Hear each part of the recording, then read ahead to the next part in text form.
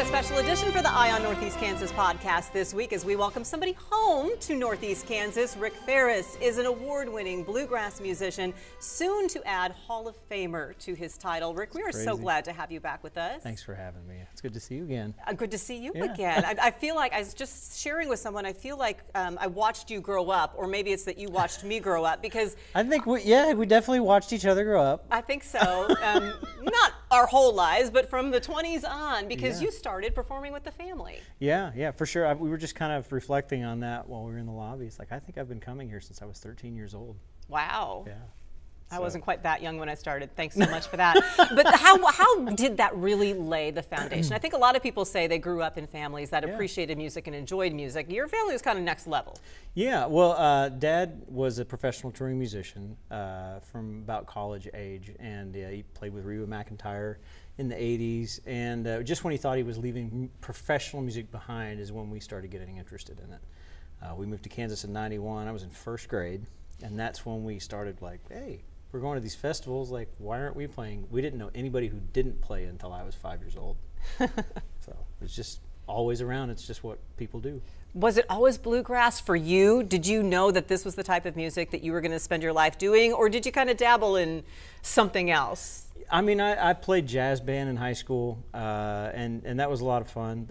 But you know, pretty much it was always bluegrass around. And Dad got bit by the bluegrass bug when we moved to the Ozarks, so and that's when I really came along. So that's always been in my ear, and I fell asleep in guitar cases while Dad was practicing with the band. So it's really just, it's in my blood, and I love the music. And not only do I play it, but I build guitars that are geared towards that kind of music. So it's like, I'm all about bluegrass. When you decided to strike out professionally then on your own, the family, people kind of start getting older, figuring out what their careers, their families are going to be like. Getting married, having kids. Getting married, having kids, and there you are. There's little Ricky Faris. Deciding how he's going to move on in the world. Where did you land?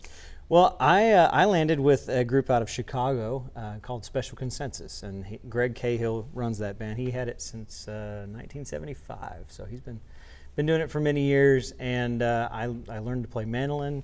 We toured the world, and like I said, learned a new instrument to play with them. So it was all about growth and seeing music in a different paradigm of thinking with a different instrument in my hands. But it really brought me back to the joy of why I do it, because you know, when you're working on an instrument and you're kind of hate yourself for making a decision, for jumping into something like that humbles you, you remember why you do it, because you then find the joy in the learning, in the discovery, and it was a new shot in the arm. So. At the same time, though, I think when I think about some of the most successful musicians, and maybe Taylor Swift is a modern example of that, they don't only excel at the music side of it, and the writing side of it, and the playing side of it, which you're kind of the triple threat when it comes to that. You write, you play, you sing. But to be truly successful long term, it takes that business sense. How much and how did you learn the business side of things? Well, my folks were real go-getters. They worked very hard, but watching Greg Cahill really be a very active member of the community. You know, it's about relationships. It's about treating people fairly. It's about, you know, just being present to people as you meet them, wherever that is. If it's in a jam session and you're encouraging the next Chris Thiele or Billy Strings, or if it's writing a song and giving it to a friend who happens to also be an amazing songwriter or a singer-songwriter, recording artist. But you know, striking out on my own, I didn't think I would be doing that. I thought that kind of thing was beyond what I could do. I'm not good with numbers. So I had to develop programs and things to keep me in line and keep me focused. And it's a role that I've been delighted to grow into. And I find great joy taking care of guys and gals, making sure we get to the places on time and have fun doing it. So I've really enjoyed the the new boundaries that I'm pushing. Well, you've enjoyed it and you've been successful at it because you were not with Special Consensus. You had 2 Grammy nominations. Yeah. So then you put out this solo album, and lo and behold, the International Bluegrass Music Association names you their best new artist. Yes, yes, indeed. New and artist let's of the just say, year. I for one, say you take no shame in not winning those Grammys because you guys ended up losing to Steve Martin's band, and it's kind of, people know who Steve Martin is. It's kind of a big deal. It's kind of a big deal. So I would say this is like truly an honor to be nominated and at the Grammys alongside Steve Martin. I mean, that's pretty cool. But then you win these great accolades, your first solo album out. Yeah. Well, how meaningful was that? Well, it's been huge to be acknowledged by the international bluegrass community like that, because those are peers. They've been doing it for a long time, and you know they know somebody's working hard. They know good music when they hear it. It's not just something that they do flippantly. But you know, it's funny you mentioned losing to Steve Martin. Last year we lost Song of the Year to Dolly Parton. So we're really getting good at losing to great people. Did you know I interviewed Dolly Parton? Did you? Yeah, she hugged me and she initiated the hug. Did she tell you that she was like sad for stealing that award from me? She said, you know, that Rick Faris, I met him. I don't even know who he is. I should have, no offense, I should have asked her about you. That would have been a great question. Well, next time I'll ask her about the hug. Yeah, right. But you're right. There are these great people who are in bluegrass music, and I'm not sure people necessarily understand or appreciate that. One of the songs you've been recognized for, as I was explaining to someone on our news team today, they're like, bluegrass music. I said, yeah. I said, but did you know one of the songs that he's getting recognition for is a bluegrass version of Power of Love by Huey Lewis? And he's like, okay, now I'm interested and want to hear it. You can put that twist on things. Yeah, absolutely. You know, because good music is good music. Sometimes it's just wrapped in the candy coating that it was delivered in first, but you know, you start breaking that song down and you start looking at it in numbers or the melody type, and it's like all of a sudden, yeah, it's a blues melody. It can go anywhere. It can play bluegrass. It can play blues. It's such a versatile song. I love the Power of Love because, you know, it has this major pretty melody on the verse, and then, excuse me, reverse that. On the verse, it's a modal melody, it's like a blues melody, and then you get to the chorus, it's major. So it's this cool juxtaposition, and those guys really knew how to write a great song, and it just transcends any genre, I think. You're now, I mentioned, going to be adding Hall of Famer. So I don't know. You are being inducted into deal. the Kansas. You're kind of a big deal. You're being inducted into the Kansas Music Hall of Fame. When you think about the accolades you've gotten at the industry level, what does this award mean to you? Well, having acknowledgement from one's home state, especially like you know, it's not just my genre; it's the whole music community. Like, that's an incredible honor. You know, and I felt very humbled and very undeserving. I was like, what? Seriously? Like, but it's been a blessing to have that acknowledgement. It's been incredible, and I still can't believe it, you know. But it's just proof that if you work hard and, you know, you keep after it, you're going to keep learning, you're going to keep growing, and eventually other folks will take notice of the noise you're making. It's more than noise, it's great music, and you are making great music. A little bit full circle because your brother, Jim Bob's back in the band, getting the band back together, so to speak. Yeah, he took a 10-year hiatus and decided he wanted to work a regular job, and he found out that he didn't like that. So he auditioned, and he has been a great addition to the band. You made him go through an audition? I sure did. You bet I did. Are you kidding me? You gotta make sure you can keep him in line. And so you're working on new music. You added some new folks to your band as you get ready to what, are you going to be touring again? Or? Yep. We're touring on a part-time schedule. I'm building a lot of guitars. I've just moved to Owensboro, Kentucky, but the young pickers that I've hired are incredible talents, and they come from hither and yon. We've got one from West Virginia, one from Oklahoma, and Jim Bob, of course, still lives in Kansas. So. We're going to take what we call like a little break here, and you're going to play some music for us. What is the new song you got here? So we're going to do one called "Time to Move On," and it's a song I wrote about shaking the dust off and taking another whack at life. So anybody treating you bad, just get on past it and get through it. Can't wait to hear it. Yeah. 1, 2, 3.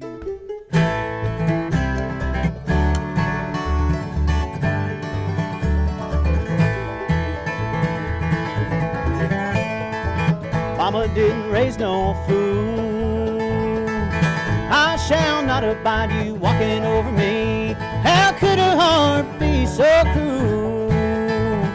Baby, this old lonesome life is the best thing for me. Half past lonesome, knowing that it's time for this free man to move along. Half past lonesome, don't you have somebody to keep your dignity upon? Half past lonesome, well past time to move on.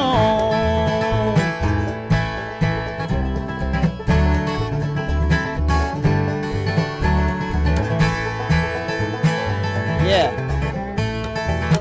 No time waits for no man, but I know it'll come around to my time again. So hand me the wheel to my own life, 'cause I will never march to your fiddle of five. Half past lonesome, knowing that it's time for this free man to move along. Half past lonesome, don't you have somebody to keep your dignities upon? Half past is lonesome, well past time to move on.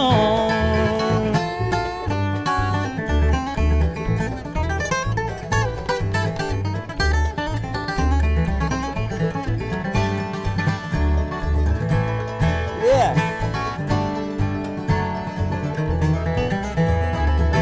I seek the great unknown. I've always been the one who's blazed my own trail. Just for freedom, I'm cut out to be alone. Show me my next mountain and I know I will prevail. Half past lonesome, knowing that it's time for this free man to move along.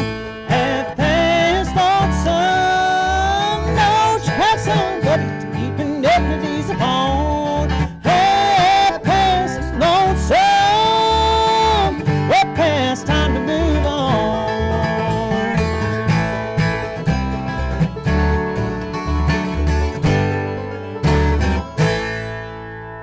Yeah.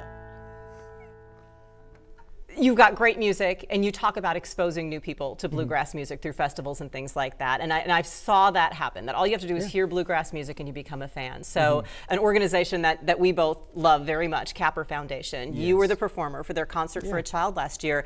And the feedback afterward was, first of all, there were people exposed to Capper Foundation, which helps children with disabilities build their abilities to live better lives. Children of various abilities is really what we should say, because it's the gamut of abilities that the kids have. And they helped your family. Absolutely. And so you gave back by playing this bluegrass music. And there were people who came who are just supporters of Capper, and they went, wow, at the end of the night, they were so impressed. How meaningful is that to convert people to bluegrass, as it were? Yeah, well, you know, good music is good music, and I'm not saying that I make good music. I don't make terrible music. I'll just say that. But have some confidence. It's pretty darn good. But you know, bluegrass music. It was described. The man who invented bluegrass music. Well, I mean, there's always discrepancies about these things. But Bill Monroe was a prominent figure very early in the music, and he said, "I made my music so it could go from my heart to yours, so we could both hear it."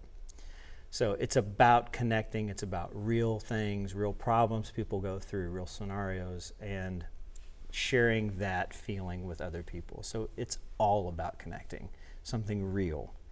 And I think a lot of people are longing for something real. And it doesn't have to be plugged in and turned up to 11 to resonate with people. So that's something I love to open folks' eyes to if it happens. If you had to look 20 years down the road, do you want to be selling out Arrowhead Stadium, or do you want to keep being at these festivals where the people are in their lawn chair looking back at you? I want to find joy wherever that exists. You know, because I mean that's what I try to do anyways. But anytime I can brighten someone's day, like that's a day well served. And if it happens in a sold-out Arrowhead Stadium, that'd be great. I would love that. We'll take it. But there is magic, and I guess you know what I'm saying. There's magic in the festivals. There's a reason that you hear of some top performers sliding into the nightclub. Absolutely. Every once in a while, incognito. Yeah, yeah, and you know, you miss that. As you get famous.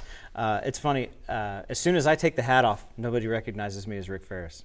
I put on a ball cap and I'm in incognito mode. But anyways, you know, I think bluegrass is fairly down to earth, and there are people like Billy Strings and Molly Tuttle who are selling out arenas. That's incredible. That's just doing great things for bluegrass. But any way I could give back to bluegrass, I would love to. If it's sell out a stadium, boy, wouldn't that be nice? Wouldn't that be nice? We love having you here. Where can people find out where you're going to be on the road, all out and about? Yeah, so you can follow us on Facebook, just Rick Faris, and it's Faris like Paris, France, but with an F. F-A-R-I-S. Yep. Or you can go to rickfaris.com, and again, that's F-A-R-I-S.com. And when do we have new music to enjoy from you? Well, that's a good question. We are nearing the end of the third record that we have done with Dark Shadow Recording. We're about to go into the studio, I believe, in the fall. So I'm writing lots of songs feverishly, getting prepped for that, but yeah, we might have a few covers on this record. I don't know. You're not going to tell us what you're giving the bluegrass spin? We're talking about it. No, not yet. Not yet. Somebody else might steal it and record it before I get to. But they couldn't do it like you. Well, Rick, it's a pleasure having you back. Glad to hear the band and see everybody again. And check him out, guys. rickfaris.com. Kansas Music Hall of Fame inductee this year. Appreciate you being here, and we appreciate everyone giving a listen on Eye on Northeast Kansas. Until next time, we'll see you on the Red Couch.